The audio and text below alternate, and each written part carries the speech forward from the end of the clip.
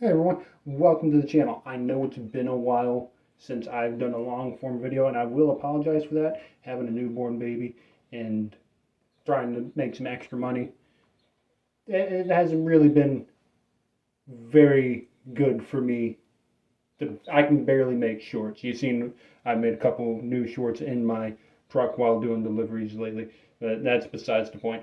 You may have noticed that I am currently wearing a few firearms, and that's because today's topic I wanted to talk about, or I should say this quarter's topic, since it's been so long since I've done a full-length video.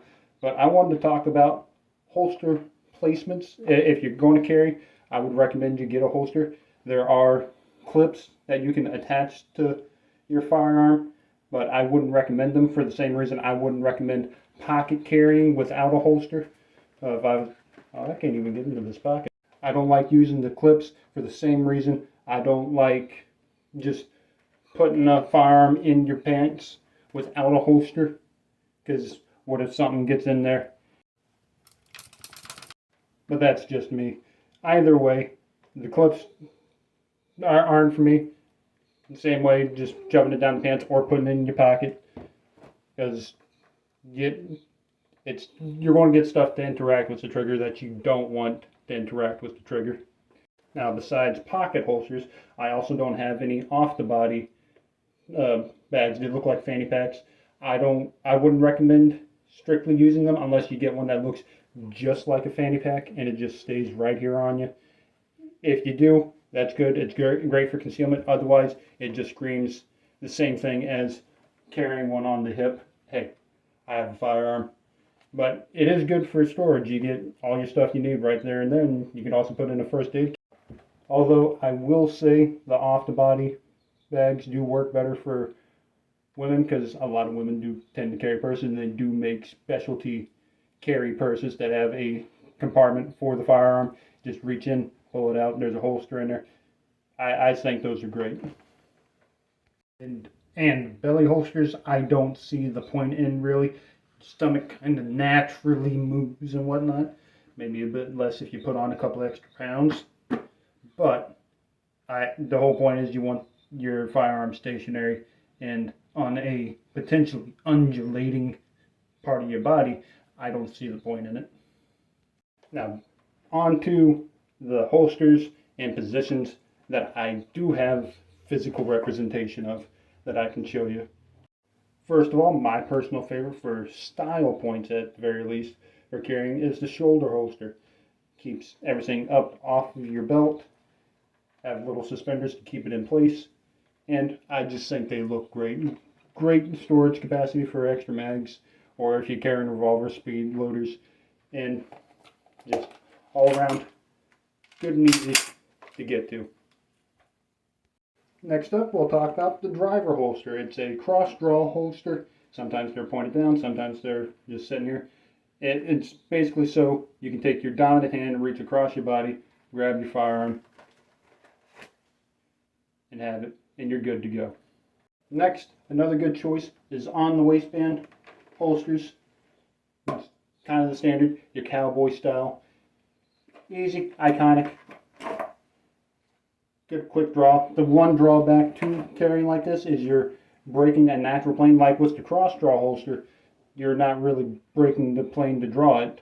Or with appendix carry, you're not breaking a plane to draw it. You're having reach kind of behind you based on, depending on where you want to put it. You could put this theoretically at any spot on your belt, however you like. I carry at the kind of just past 4 o'clock position. This is a holster, and I always like to have a strap on it just so nobody can just easily grab it out of there like that. Speed holsters are great, but not good for everyday carry. But yeah, I carry just past 4. Some people put it directly behind, all the way behind them at like 6 o'clock or 5. I carry between 4 and 5. Or you, if you're a lefty, was it 3, 2, something like that. Next I got for you is the appendix carry. Oh. The appendix carry is my go-to for concealed carry. If you see here, Now, kind of hard to see, but that's with the holster I'm using.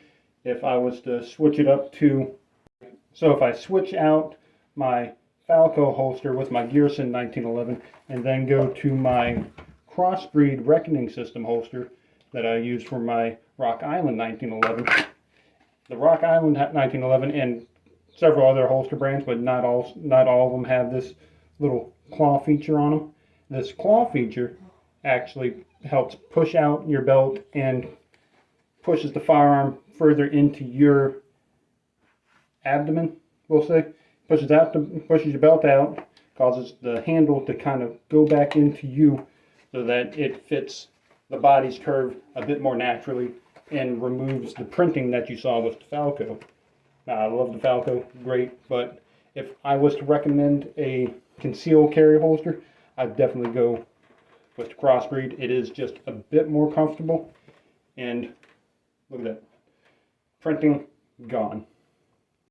But speaking of earlier carrying position styles, you can do the same thing with your in the waistband holsters. If you want to carry around behind the back, you can do the same thing. I would say key thing to know, if you are right hand draw and you use your regular right hand draw appendix carry holster and you want to put it at 6 o'clock, you're now drawing with your left hand. And vice versa goes for you lefties out there. If you're putting your appendix carry at your 6 o'clock, you're now drawing with your right hand. If you want to make sure you draw with the, I am sweating. If you want to make sure you draw with your correct hand at the 6 o'clock position, you want to make sure you get you the opposite angled holster. Righties get lefties, lefties get righties for 6 o'clock, vice versa. Everything works out. Good God, I'm sweating up a storm. Did I say the AC's out in my house? And I'm wearing this hoodie, making this video for you. I've had this idea in my head for days, but I need to hurry up with this. I'm suffering for you. And last but not least, I can talk about pocket carrying. I don't have a pocket carry holster, but I can tell you about it just by fact of if I can get my hands in my pocket, because these gloves. Something small like a life card or a mini revolver, the North American Arms mini revolver, great for pocket carrying if you actually get a holster for it. I would recommend getting a pocket holster that has a lanyard or something that you can put onto your belt loop. And that way when you go to draw it, the holster just stays, or the holster comes up as you draw, and there you go.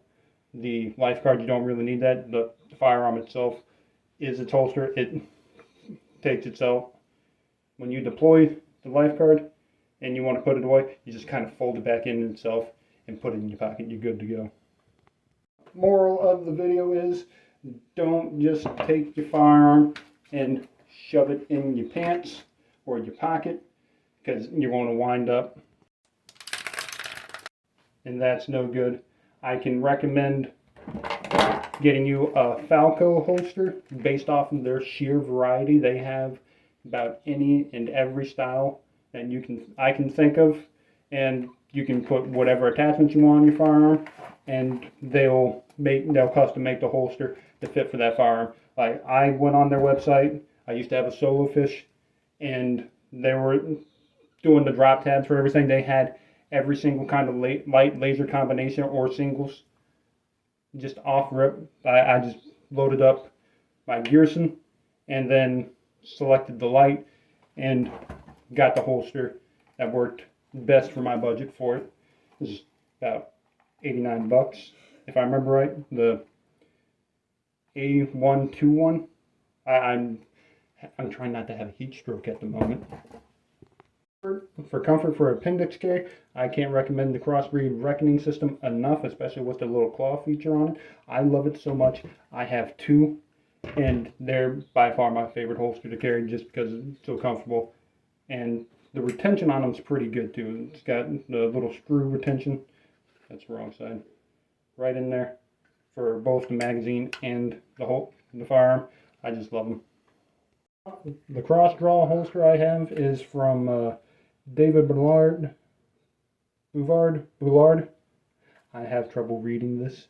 It's indented in the back here. See if y'all can make better sense of it. but at Lone Oak, Texas.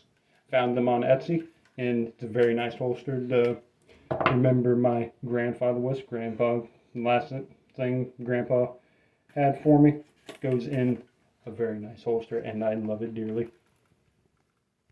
On the waistband holsters are a dime a dozen. You can get a decent one from just about anywhere.